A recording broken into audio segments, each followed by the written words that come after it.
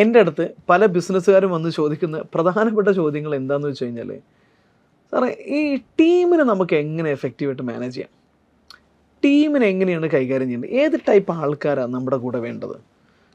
Team team team team കൊണ്ടുള്ള പ്രശ്നമാണ് മിക്കവാറും ബിസിനസ്സുകാർക്ക് ഉണ്ടാവുക.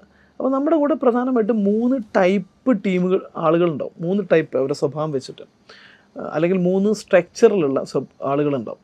അതിൽ ഒന്നാമത്തെ സംഗതി എന്ന് പറഞ്ഞാൽ ഡൂവേഴ്സാണ്. അതായത് കാര്യങ്ങൾ ചെയ്യുന്ന ആളുകൾ. അവർക്ക് ഡിസിഷൻ മേക്കിംഗ് അറിയില്ല, മറ്റുള്ളവരെ കൺട്രോൾ ചെയ്യാനുള്ള കപ്പാസിറ്റി ഒന്നും ഉണ്ടാവില്ല. മറ്റൊരാൾ ക്രിയേറ്റ് ചെയ്ത് മറ്റൊരാൾ ഇൻസ്ട്രക്ഷൻ കൊടുത്തു കഴിഞ്ഞാൽ അവർ വൃത്തിക്ക് ചെയ്യും. ഇങ്ങനെയുള്ളവരെയാണ് നമ്മൾ പറയുന്നത് ഡൂവേഴ്സ്. ഇവർ എക്സിക്യൂഷൻ ടീമാണ് നമ്മൾ പറയുന്നത്, എക്സിക്യൂഷൻ ടീം മെമ്പേഴ്സ്. ഇവർക്ക് പ്രത്യേകിച്ച് അവരിൽ നമുക്ക് ക്രിയേറ്റീവ് സപ്പോർട്ടൊന്നും നമുക്ക് പ്രതീക്ഷിക്കേണ്ട, but they are very good at doing it. അപ്പോൾ നമ്മൾ കറക്റ്റ് ഇൻസ്ട്രക്ഷൻ കൊടുത്താൽ പറഞ്ഞതുപോലെ ചെയ്യും. അതിനപ്പുറത്തേക്ക് ചിന്തിക്കാനുള്ള ഒരു മൈൻഡോ കാര്യങ്ങളോ ഇല്ലാത്ത ആളുകളെയാണ് നമ്മൾ ഡൂവേഴ്സ് എന്ന് പറയുന്നത്. പിന്നെ നമ്മുടെ ഓർഗനൈസേഷനിൽ രണ്ടാമതൊരു ഐറ്റം ആളുകളുണ്ടാവും, അവരാണ് ഈ മാനേജേഴ്സ് എന്ന് പറയുന്ന കാറ്റഗറിയിലുള്ള ആളുകൾ. അപ്പോൾ മാനേജേഴ്സ് എന്ന് പറഞ്ഞു കഴിഞ്ഞാൽ അവർ ഒരു മുകളിൽ നിന്നൊരു ഇൻസ്ട്രക്ഷൻ, ഒരു ഡിസൈൻ കൊടുത്തു, അല്ലെങ്കിൽ ഒരു പാറ്റേൺ കൊടുത്തു, അത് താഴെ ഒരു ടീം ഉണ്ടെങ്കിൽ അവരെ കൃത്യമായിട്ട് മാനേജ് ചെയ്ത് അലോക്കേറ്റ് ചെയ്ത് ചെയ്യിപ്പിക്കാൻ പറ്റുന്ന ആളുകളാണ്. ഒരു പക്ഷേ അത് താഴെ ഇറങ്ങിയിട്ട് ചെയ്യാൻ ഇവർ അത്ര നന്നായിരിക്കില്ല, ചിലപ്പോൾ നന്നായി ചെയ്തേക്കാം. പക്ഷേ അതിനേക്കാളും ബെറ്റർ എന്ന് വെച്ചാൽ ഒരുപാട് ആളുകൾ ഒരേ സമയം പണി എടുപ്പിക്കാൻ കഴിയുന്ന ആളുകളെയാണ് മാനേജേഴ്സ് എന്ന് പറയുന്നത്. മൂന്നാമത്തെ വിഭാഗം ആളുകളാണ് ക്രിയേറ്റേഴ്സ്. അപ്പോൾ ഈ 3 ടൈപ്പ് ആളുകൾ നമ്മുടെ ഓർഗനൈസേഷനിൽ വേണം. ആരൊക്കെയാണ് വേണ്ടത്?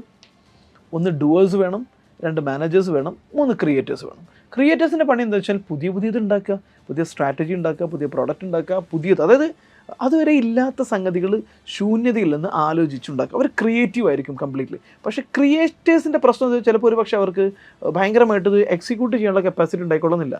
അതുപോലെ തന്നെ അത് മാനേജിങ് ടീമിനെ കൊണ്ട് ചെയ്യിപ്പിക്കാനുള്ള കപ്പാസിറ്റി ഉണ്ടായിക്കൊള്ളുന്നില്ല.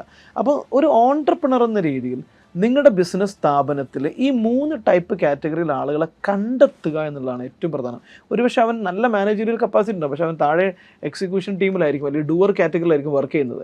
ചില ആളുകളുണ്ട് ചിലപ്പോൾ ഹൈ ക്രിയേറ്റീവ് ആയിട്ടുള്ള ഐഡിയ ഒക്കെ ഉള്ള ആളുകളായിരിക്കും, പക്ഷേ അവൻ മാനേജർ പൊസിഷനിലായിരിക്കും. അവൻ മാനേജ് ചെയ്യാനും പറ്റത്തില്ല, അവൻ്റെ ക്രിയേറ്റിവിറ്റി പുറത്തെടുക്കാൻ കഴിയാത്തതിൻ്റെ പേരിൽ അവൻ ഫ്രസ്ട്രേറ്റഡ് ആവും ചെയ്യും. അപ്പോൾ നിങ്ങളുടെ ടീമിനെ ഈ 3 കാറ്റഗറി കണ്ടെത്തുക, അല്ലെങ്കിൽ 3 ടൈപ്പ് ആളുകൾ ഉണ്ടാവും എന്ന് മനസ്സിലാക്കുക എന്നുള്ളത് വളരെ പ്രധാനമാണ്. അപ്പോൾ ഇവരെ ഓരോരുത്തരും നമ്മൾ എങ്ങനെയാണ് കൈകാര്യം ചെയ്യേണ്ടത്? അപ്പോൾ ഡൂവേഴ്സിനെ നമ്മളെങ്ങനെ ഹാൻഡിൽ ചെയ്യും? ഡൂവേഴ്സിനെ ഹാൻഡിൽ ചെയ്യേണ്ടത് പ്രധാനമായിട്ടും അവർക്ക് നല്ല സപ്പോർട്ട് കൊടുക്കുക, അതുപോലെ തന്നെ അവരെ ഹെൽപ്പ് ചെയ്യുന്നുള്ള ഫീൽ കൊടുക്കുക, അവർക്ക് ഗൈഡൻസുകൾ കൊടുക്കുക. എന്നിട്ട് അവരെ പതുക്കെ എന്ത് ചെയ്യണം? അവരെ എഡ്യൂക്കേറ്റ് ചെയ്യണം, അവരെ കഴിവ് ഡെവലപ്പ് ചെയ്യാൻ, അവരെ ആക്ടിവിറ്റി ഡെവലപ്പ് ചെയ്യാൻ, അതുപോലെ തന്നെ അവരെ കമ്മിറ്റ്മെൻറ്റ് ഡെവലപ്പ് ചെയ്യാൻ വേണ്ടി ട്രെയിനിങ്ങും പ്രോഗ്രാമുകളും കൊടുത്ത് അവരെ വളർച്ചയ്ക്ക് വേണ്ടി സപ്പോർട്ട് ചെയ്യുക. ഇങ്ങനെയാണ് നമ്മൾ ഡൂവേഴ്സിനെ ഹാൻഡിൽ ചെയ്യേണ്ടത്. ഇനി രണ്ടാമത്തെ കാറ്റഗറി എന്ന് പറഞ്ഞാൽ മാനേജേഴ്സാണ്.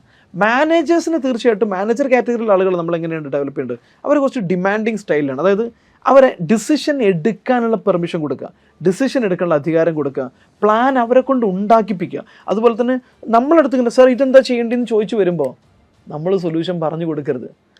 ഈ സിറ്റുവേഷനിൽ നീ ആണെങ്കിൽ നീ എന്ത് സൊല്യൂഷൻ ഉണ്ടാക്കും, എന്താണ് ബെസ്റ്റ് സൊല്യൂഷൻ, അത് അവനോട് കണ്ടെത്താൻ പറയാം. അപ്പോഴാണ് അവനൊരു മാനേജറെ പോലെ അവൻ എന്ത് ചെയ്യുന്നുള്ളൂ, ചിന്തിക്കത്തുള്ളൂ. അവനോട് എന്ത് ചെയ്യുക, സൊല്യൂഷൻ കണ്ടെത്തി തരാൻ പറയാം. പിന്നെ ടീമിനോട് കമ്മ്യൂണിക്കേറ്റ് ചെയ്യിപ്പിക്കാം. നമ്മളെ കൊണ്ട് കമ്മ്യൂണിക്കേറ്റ് ചെയ്യുന്നതിന് പകരം അവനെ കൊണ്ട് തന്നെ കമ്മ്യൂണിക്കേറ്റ് ചെയ്യിപ്പിക്കുക. പിന്നെ ഔട്ട്കം അവനെ കൊണ്ട് അച്ചീവ് ചെയ്യിപ്പിക്കുക. ഔട്ട്കത്തിൻ്റെ അക്കൗണ്ടബിലിറ്റി നമ്മൾ ഡിമാൻഡ് ചെയ്യാം. ഈ രീതിയിലാണ് നമ്മൾ മാനേജർ കാറ്റഗറിയിലുള്ള ആളുകൾ ഡെവലപ്പ് ചെയ്യേണ്ടത്. പിന്നെയോ അവർക്കിടയിൽ ചിലപ്പോൾ പ്രശ്നങ്ങളൊക്കെ വരും. ആ പ്രശ്നം വരുന്ന സമയത്ത് സോൾവ് ചെയ്യാൻ വേണ്ടിയിട്ട് നമ്മൾ കൂടെ നിൽക്കുക, മാനേജർ കാറ്റഗറി. എന്നാൽ ക്രിയേറ്റീവ് ടീമിനെ നമ്മളെങ്ങനെയാണ് ഹാൻഡിൽ ചെയ്യേണ്ടത്? ക്രിയേറ്റേഴ്സിനെ നമ്മളെങ്ങനെ ഹാൻഡിൽ ചെയ്യണം? ആ ക്രിയേറ്റേഴ്സിന് നമ്മൾ വല്ലാണ്ട് പുറകെ നടക്കണ്ട. They are creators.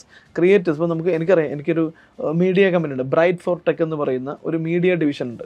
അതിനകത്ത് കംപ്ലീറ്റ്ലി ക്രിയേറ്റേഴ്സ്. അവിടെ നമ്മൾ കമ്പാരിറ്റീവ്ലി യൂണിഫോം അല്ലെങ്കിൽ ഡ്രസ് കോഡൊന്നും കീപ്പ് ചെയ്യാറില്ല, ഒരുപാട് സ്ട്രിക്റ്റ് കൊണ്ടുവരാറില്ല. കാരണം ദേ ആർ ക്രിയേറ്റേഴ്സ്.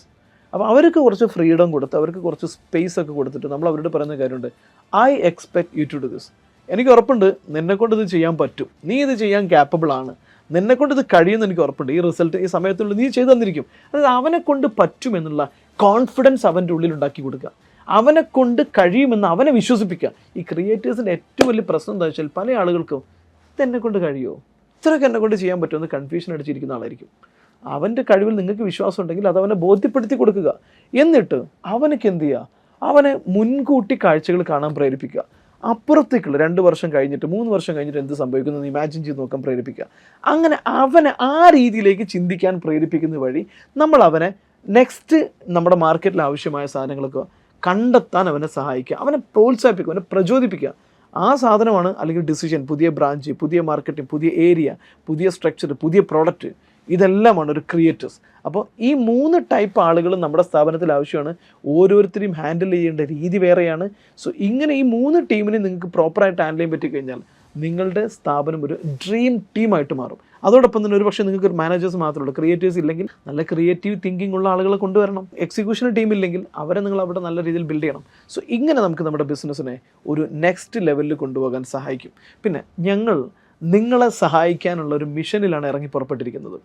ഇടത്തരം ചെറുകിട ബിസിനസ് ചെയ്യുന്ന 1000 ബിസിനസ് ഓണേഴ്സിന്, എത്തിക്കലായിട്ട് ബിസിനസ് ചെയ്യുന്ന 1000 ബിസിനസ് ഓണേഴ്സിനെ അടുത്ത 5 വർഷം കൊണ്ട് ഒരു $1 ബില്യൺ ബിസിനസ് ബിൽഡ് ചെയ്യാൻ സഹായിക്കുക എന്നൊരു മിഷൻ്റെ ഭാഗമാണിപ്പോൾ ബെഞ്ചാലി അക്കാഡമി പുതുതായിട്ട് തുടങ്ങാൻ പോകുന്ന $1 ബില്യൺ മാസ്റ്റർ മൈൻഡ് ഗ്രൂപ്പ്.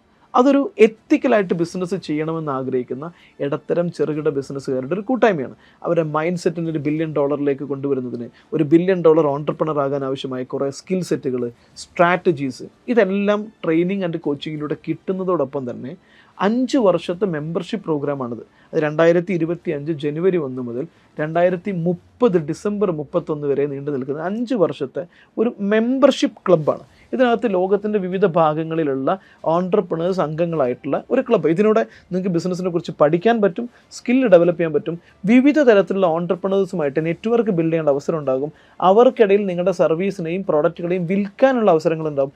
അവരുമായി ചേർന്നുകൊണ്ട് പുതിയ പുതിയ ബിസിനസ് സംരംഭങ്ങൾ തുടങ്ങാനുള്ള അവസരങ്ങളുണ്ടാകും, പുതിയ റിലേഷൻഷിപ്പുകൾ ബിൽഡ് ചെയ്യാനുള്ള അവസരങ്ങളുണ്ടാകും, ഗ്ലോബൽ ബിസിനസ് നെറ്റ്വർക്കുകൾ ക്യാച്ച് ചെയ്യാനുള്ള അവസരങ്ങളുണ്ടാകും.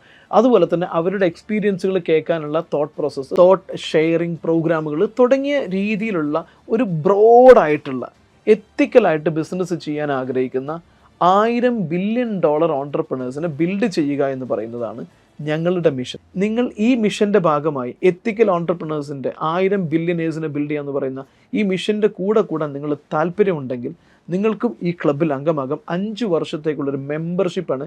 ഹൈബ്രിഡ് മോഡലാണ്, ഓൺലൈൻ ആൻഡ് ഓഫ്ലൈൻ എന്ന രീതിയിലാണുള്ളത്. അപ്പോൾ ഓൺലൈനിൽ മാത്രമല്ല, ഓഫ്ലൈനിൽ മാത്രമല്ല, അപ്പോൾ നിങ്ങളുടെ സൗകര്യത്തിനനുസരിച്ച് നിങ്ങൾക്ക് നെറ്റ്വർക്കിന് ഏറ്റവും മികച്ചൊരു പ്ലാറ്റ്ഫോമായിട്ട് ഉപയോഗിക്കാൻ പറ്റുന്നൊരു പ്ലാറ്റ്ഫോമാണ്. സോ നിങ്ങൾക്ക് ഇതിനകത്ത് താല്പര്യമുണ്ടെങ്കിൽ താഴെ കാണുന്ന നമ്പറിൽ വിളിച്ചാൽ മതി.